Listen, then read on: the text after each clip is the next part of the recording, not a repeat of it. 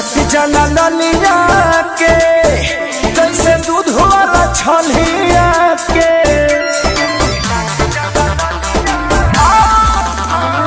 चाट जला ललिया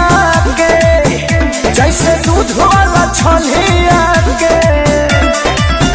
देखिया पाकू मच हो मच के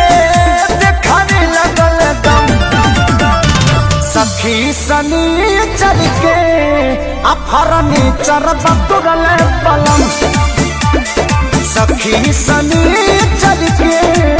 अफरनी चरब तुरले पलम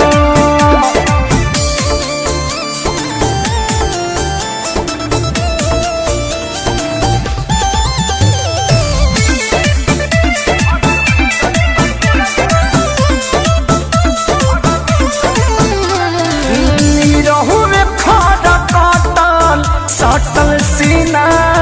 से हमारा बॉडी से कबड्डी खेले बंद के कमारा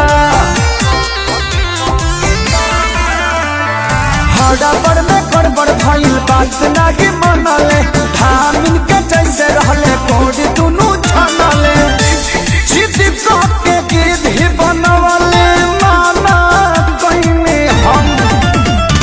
सखी सनी चल के अफरनी चरब तुरले बलम सखी सनी चल के अफरनी चरब तुरले बलम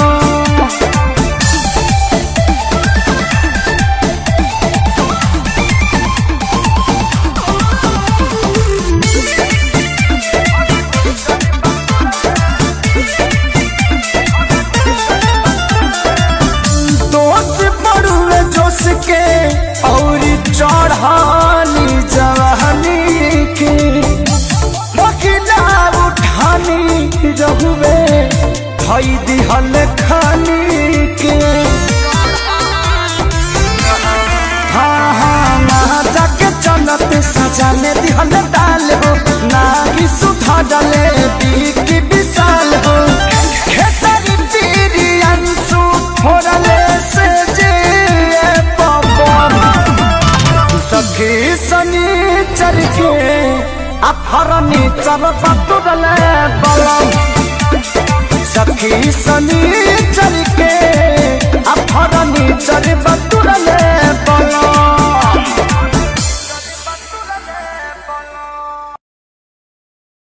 देखिया पाकू मच हो मच के देखाने लगल दम सखी सनी चल के अफरनी चरब तुरले बलम